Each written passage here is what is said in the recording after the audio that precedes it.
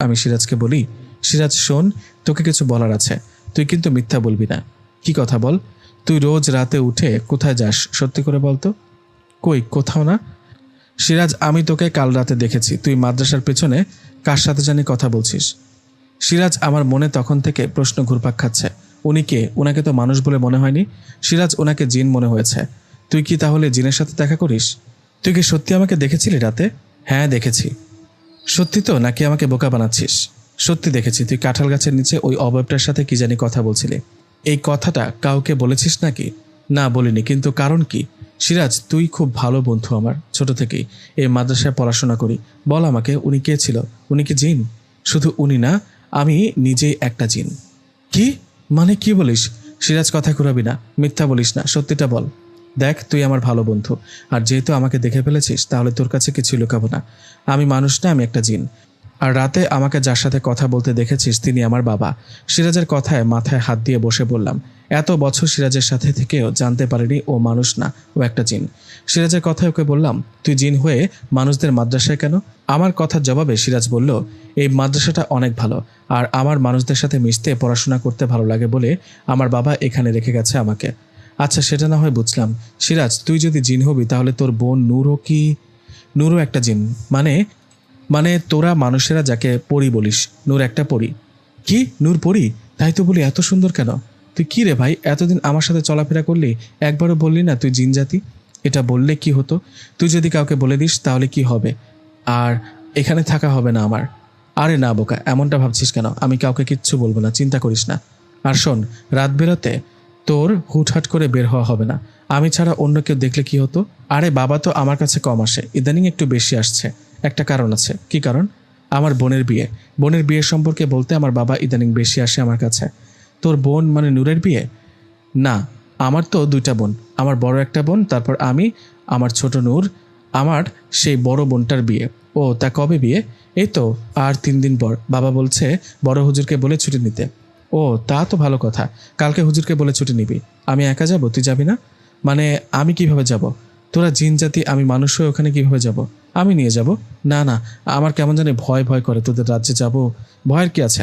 আমার পরিবার তোকে চেনে বোকা, তোর কথা আগে থেকে জানে। আমার পরিবার বা আমার রাজ্যের কোনো জিন তোর কোনো ক্ষতি করবে না। তবুও তো ভয় হয়। কোনো ভয় নেই, তোর কোনো চিন্তাও নেই। তুই আমার সাথে যাবি এটাই জানি। কাল হুজুরকে বলে আমি ছুটি নিব, তোর কথা বলবো, তোকেও যেন ছুটি দেয়। কথাটা বলে সিরাজ ও আমি মাদ্রাসায় চলে গেলাম। কথা মতো পরের দিন ক্লাস শেষে সিরাজ বড় হুজুরকে বলে ছুটি নিলেন। আমার কথা বলে আমাকেও ছুটি নিয়ে দিলেন। দুজনেই ছুটি পাবার পর সিরাজ বলল, ছুটি তো পেয়ে গেলাম, ব্যাগের মধ্যে জামা কাপড় গুছিয়ে নে, আর বাড়িতে ফোন করে বল আমার বোনের বিয়ে, তুই আমার বাড়িতে যাচ্ছিস। সিরাজের কথা মতো তাই করলাম। বাড়িতে ফোন করে বললাম মাদ্রাসা থেকে ছুটি নিয়েছি, সিরাজের বাড়িতে যাব, ওর বোনের বিয়ে। বাড়িতে কথা বলা ও ব্যাগ গুছিয়ে সন্ধ্যার দিকে বেরিয়ে পড়লাম মাদ্রাসার থেকে। দুজনে বাইরে বেরিয়ে আমি সিরাজের পিছু পিছু হাঁটতে লাগলাম। সিরাজ পাহাড়ের গহীন জঙ্গলের দিকে যাচ্ছে। এই দেখে আমি বললাম, এই সিরাজ, জঙ্গলের দিকে কই যাস? তোর বাড়ি কি জঙ্গলে নাকি? আরে না বোকা, কথা না বলে আমার পিছু পিছু আসতে থাক, দেখ কোথায় যাই। পাগল, সন্ধ্যার পেরিয়ে রাত হলো। রাতে দুজনে জঙ্গলের দিকে যাচ্ছি, কেউ দেখে ফেললে কি ভাববে? সন্দেহ করবে তো, চোর ডাকাত ভেবে। এই গহীন জঙ্গলে কে আসবে বল? আমার সাথে আর কিছুক্ষণ হাঁট, বুঝতে পারবি। সিরাজের কথায় আর কথা না বাড়িয়ে ওর সাথে সাথে হাঁটতে লাগলাম। বেশ কিছুক্ষণ হাঁটার পর আমি দেখলাম আমাদের সামনে খুব সুন্দর একটা ঘোড়ার গাড়ি, যেটাকে টমটম বলে আর কি, ওরকম একটা ঘোড়ার গাড়ি দাঁড়িয়ে আছে। ঘোড়ার গাড়ি থেকে কীরকম আলো বেরিয়ে চকচক করছে। জঙ্গলের মধ্যে ঘোড়ার গাড়ি দেখে সিরাজকে বললাম, এই সিরাজ দেখ, জঙ্গলের মধ্যে ঘোড়ার গাড়ি আসলো কোথা থেকে? ভয় পাস না, ওটা আমাদের নিতেই এখানে দাঁড়িয়ে আছে। কি, জিন রাজ্যে যাবো ঘোড়ার গাড়িতে নাকি? হ্যাঁ, কথা না বলে আয়, ঘোড়ার গাড়িতে উঠে বস। কথাটা বলে সিরাজ সেই গাড়িতে উঠে বসলো। গাড়িতে বসে আমাকে বলল, হোসাইন আয় আয়, আমার পাশে বস। ওর কথায় আমিও ঘোড়ার গাড়িতে উঠে বললাম। কিরে, ঘোড়ার গাড়ি একা দাঁড়িয়ে আছে, গাড়িয়াল কই? গাড়ি চালাবে কে? সিরাজ বলল, কেউ চালাবে না। তুই ঘোড়া রূপে যাদের দেখেছিস এগুলো সাধারণ ঘোড়া না, এগুলো জিন। কি, জিন? হ্যাঁ, সব কিছুতে এরকম ভয় কেন পাস বলতো? শোন হোসেন, এখন ঘোড়ার গাড়িটা চলতে থাকবে। গাড়িতে চলন্ত অবস্থায় তোর চোখের সামনে সব কিছু চেঞ্জ হতে থাকবে। এতে তুই ভয় পাবি না জানি। বেশিক্ষণ লাগবে না, তাড়াতাড়ি আমাদের রাজ্যে পৌঁছে যাব। সিরাজের কথায় আমি ওর হাতটা ধরে বসে রইলাম। এদিকে সিরাজ আদেশ করায় ঘোড়ার গাড়ি চলতে লাগলো। ঘোড়ার গাড়ি চলার সময় আমি খেয়াল করলাম সিরাজের কথা মতো আমার চোখের সামনে সব দৃশ্য কেমন চেঞ্জ হতে লাগলো। এভাবে বেশ কিছুক্ষণ পর ঘোড়ার গাড়ি একটা জায়গায় এসে দাঁড়ালো, আর আমি তখন আশেপাশে তাকিয়ে অবাক হয়ে বসে রইলাম। আমার এই অবস্থা দেখে সিরাজ বলল, কিরে নাম, আমাদের জিনরাজ্যে চলে আসছি তো। আমার বোনের বিয়ে দেখ কেমন সাজানো হয়েছে। সিরাজের কথায় ঘোড়ার গাড়ি থেকে নেমে হা হয়ে দাঁড়িয়ে রইলাম, কারণ সবকিছু রূপকথার মতো লাগছিল। এত সুন্দর জায়গা আগে কখনো দেখিনি। জিনরাজ্যে বাড়িগুলো কেমন অদ্ভুত, আমাদের বাড়ির মতোই কিন্তু আলাদা ও খুব সুন্দর। জিনরাজ্যে যাবার পর সিরাজ আমাকে নিয়ে হাঁটতে লাগলো। একটু হাঁটতেই সিরাজ আমাকে নিয়ে ওর বাড়িতে প্রবেশ করলো।